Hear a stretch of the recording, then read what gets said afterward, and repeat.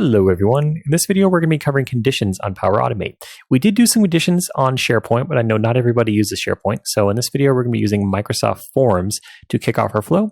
So I've already created a flow here, a form. But if you guys want to go ahead and create one yourself, you could just click on the app launcher and then look for Microsoft Forms. So, there it is right here.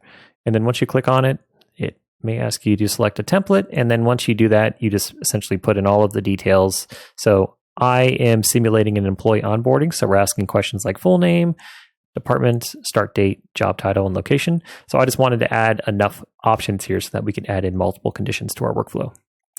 But that is if you guys are trying to follow along on your own, just create a form and then put in whatever questions that you want that you're going to be able to condition off of.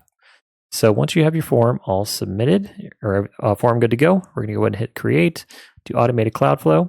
And then it's right here, the option that we want to select. It's the when a new response is submitted on Microsoft Forms. And we'll just go ahead and call it Microsoft Form Flow. Okay. And you may need to connect to Microsoft Forms if you haven't already. And then once you do that, it's going to go ahead and pull up all of the forms that are associated with your account. So mine's called Employee Onboarding. All right, so what we need to do first is we need to actually make sure we're pulling in all of the details from the Microsoft form. So we're going to get let's see all the options. So we have get response details. And then again, if you click on this, it just shows you the information. So we actually want to get the response details. So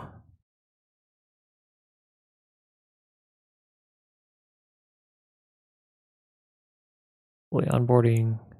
And then right here, we can pull in the response ID. Okay. Yeah, because if you go over here, the only thing it's really pulling in is just the response ID. You can't pull in the form details or the response details from your trigger here. You have to actually use this action, get response details. Okay, now that we have that, we can actually condition off of it. So we're going to go ahead and select the condition action. And with the condition action, you have the initial condition itself, and then you have the path for true and the path for false. So we're going to go ahead and select our first value here. So the first thing that we want to condition off of is the department.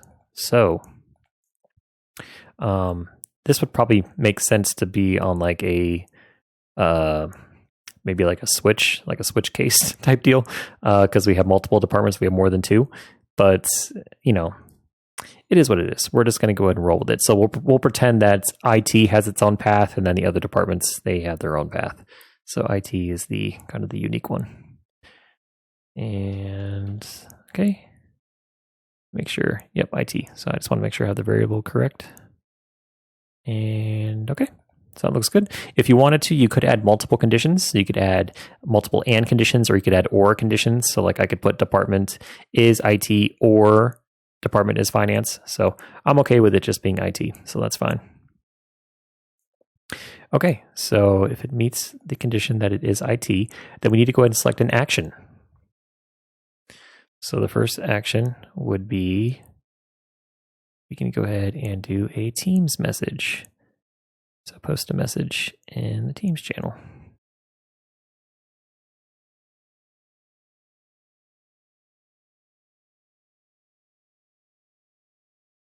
And then general.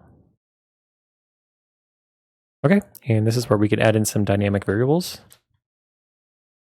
A new employee. Actually, we could probably just do this.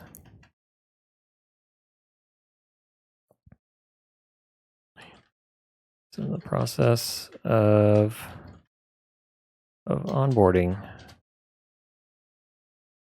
Yeah, their start date is right there. Start date is, and they'll be working in the,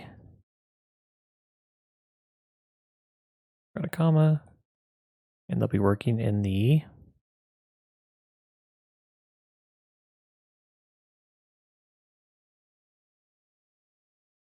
IT department.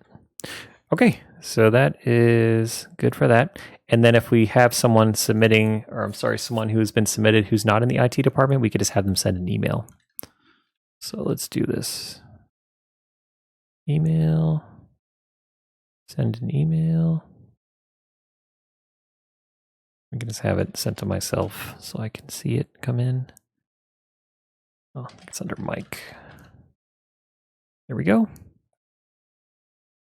New employee.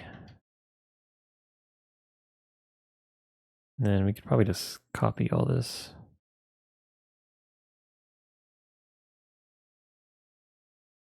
Okay, and you could add in additional parameters if you want. Like you could CC other people, BCC, add attachments, reply to, blah, blah, blah, blah, blah.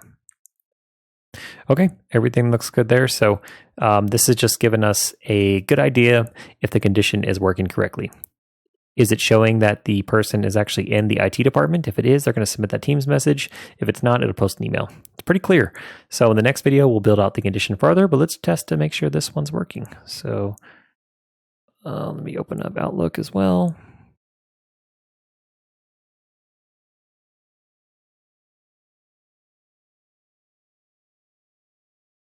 Okay, and Microsoft is having some difficulties today.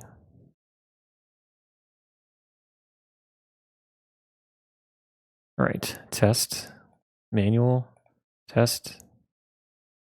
Oh crap, I gotta do my entry. Okay, so Mike Jones, IT department. Start date is gonna be Monday. He's gonna be a system administrator, and he's gonna be working at the San Diego office. Your response was submitted. Okay. Now if this worked correctly, oh, looks like it did. Mike Jones is in the process of onboarding. Their start date is the 26th of January, and they'll be working in the, I probably should have added department after that, but at least it worked. So if we look at our flow execution here, you can see it tracked that the submission was done. It pulled in the details. The condition was the IT department. And because it wasn't the IT department, this didn't go off. But we can test it again just to make sure that it's actually tracking that members that aren't in the IT department. And then we should get an email instead. Okay, submit another response. Mike Jones, say HR.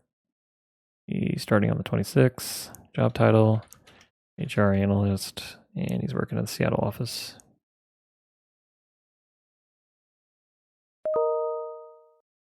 New employee, Mike Jones is the person responded by. Yep. So that worked as well. So that is how simple it is to set up conditions. Now, this was a very, very basic condition. Normally for an employee onboarding, some of the places that I worked, we actually used ServiceNow, and the workflows were just insane. They were like, it looked like a giant spider web. It was kind of difficult to comprehend how many different moving parts there were, because we had so many different departments, and then within those departments, certain job titles had different branches from that. I mean, it was a whole thing. So if you're using that for employee onboarding, just be prepared that your flow could get very busy very fast. But that is how easy it is to set up conditions. In the next video, we're going to do some conditions within a conditions, and eventually we'll also start working on the switch case as well, which is another way to set conditions.